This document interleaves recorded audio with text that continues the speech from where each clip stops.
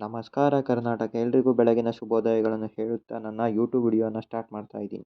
ಅದಕ್ಕಿಂತ ಮುಂಚೆ ಇನ್ನೂ ಯಾರ್ಯಾರು ಮೊದಲ ಬಾರಿಗೆ ನನ್ನ ಯೂಟ್ಯೂಬ್ ವಿಡಿಯೋ ನೋಡ್ತಿದ್ದೀರೋ ಹಾಗೆ ಲೈಕ್ ಆ್ಯಂಡ್ ಸಬ್ಸ್ಕ್ರೈಬ್ ಮಾಡುತ್ತಾ ಪಕ್ಕದಲ್ಲಿ ಕಾಣೋ ಬೆಲ್ ಐಕನನ್ನು ಕ್ಲಿಕ್ ಮಾಡಿ, ಅಲ್ಲಿ ಆಲ್ ಅನ್ನೋದನ್ನು ಸೆಟ್ ಮಾಡ್ಕೊಳ್ಳಿ. ಆಗ ನಾನು ಹಾಕೋ ಎಲ್ಲ ವಿಡಿಯೋಗಳು ಪಟ ಅಂತ ನೋಟಿಫಿಕೇಶನ್ ಬರ್ತಾ ಹೋಗುತ್ತೆ. ಸೊ ಮತ್ತಿನ್ಯಾಕೆ ತಡ ಮಾಡ್ದಲ್ಲಿ ನನ್ನ ಮೊದಲ ನ್ಯೂಸ್ ನೋಡೋಣ. ನನ್ನ ಮೊದಲ ನ್ಯೂಸ್ ಬಂದು ನಮ್ಮ ಮಾಜಿ ಇಂಡಿಯನ್ ಕ್ರಿಕೆಟರ್ ಆದಂತಹ ಗೌತಮ್ ಗಂಭೀರ್ ಅಣ್ಣ ಅವರು 2011 ವಿಶ್ವಕಪ್ ಫೈನಲ್ ಮ್ಯಾಚ್ ಬಗ್ಗೆ ಒಂದು ಬಿಗ್ ಅಪ್ಡೇಟ್ ಕೊಟ್ಟಿದ್ದಾರೆ. ಏನಪ್ಪ ಅದು ಅಂತಂದರೆ, if Yuvraj Singh had came to bat instead of MS Dhoni in 2011 World Cup final, he would have definitely got 100. I am 100% sure MS Dhoni had scored 90 runs, but Yuvraj Singh had definitely got 100 ಅಂತ ಒಂದು TV ಸಂದರ್ಶನದಲ್ಲಿ ಈ ರೀತಿ big ನ್ಯೂಸನ್ನು ಕೊಟ್ಟಿದ್ದಾರೆ. ಅಲ್ಲ ಗುರು, ಯಾರು ಹೊಡೆದ್ರೆ ಏನಂತೆ, ಟೀಮ್ ವಿನ್ ಆಗೋದು ಇಂಪಾರ್ಟೆಂಟ್ ಅಲ್ವಾ? ಈ ಗಂಭೀರ್ ಅಣ್ಣಂಗೆ ಮಾಡೋಕ್ಕೆ ಕೆಲಸ ಇಲ್ಲ ಅನಿಸುತ್ತೆ. ಈ ಥರದ ಸ್ಟೇಟ್ಮೆಂಟ್ ಕೊಟ್ಟಿನೇ ಟ್ರಾಲರ್ಸ್ ಕೈಗೆ ಸಿಕ್ಕಾಕೊಂಡು ಟ್ರಾಲ್ ಆಗ್ತಾರೆ. ನನ್ನ ನೆಕ್ಸ್ಟ್ ನ್ಯೂಸ್ ಬಂದು, ಇತ್ತೀಚೆಗೆ ನಮ್ಮ ವುಮೆನ್ಸ್ IPL ಆಕ್ಷನ್ ಮುಗೀತು. ಇನ್ನೇನಿದ್ರು ಸ್ಟಾರ್ಟ್ ಆಗೋದೇ ಬಾಕಿ ಇರೋದು.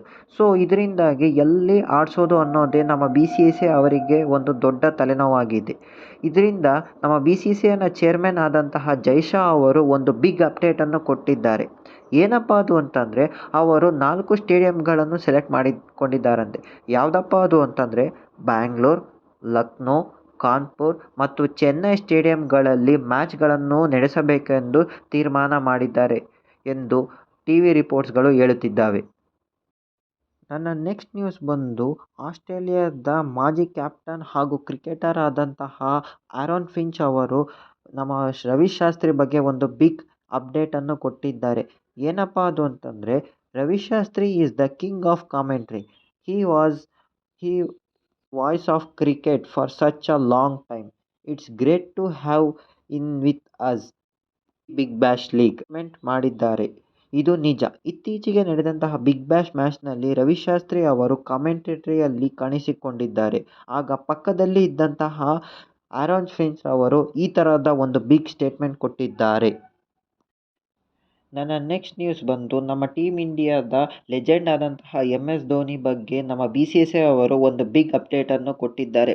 ಏನಪ್ಪ ಅದು ಅಂತ ಅಂದರೆ, MSD ಅವರು ನಮ್ಮ ಟೀಮ್ ಇಂಡಿಯಾಗೆ ಅಪಾರವಾದ ಗೌರವ ಪ್ರತಿಷ್ಠೆಯನ್ನು ತಂದುಕೊಟ್ಟಿದ್ದಾರೆ. ಈ ಎಲ್ಲ ಕಾರಣಗಳಿಂದ BCCI ಅವರು MSDಗೆ ಗೌರವ ಕೊಡಲೇಬೇಕು ಎಂದು ತಮ್ಮ ಜೆರ್ಸಿಯ ಮೇಲೆ ಹಾಕಿಕೊಳ್ಳುತ್ತಿದ್ದ ಜೆರ್ಸಿ ನಂಬರ್ 07 ಅನ್ನು ರಿಟೈರ್ಡ್ ಅನ್ನು ಮಾಡಿದ್ದಾರೆ.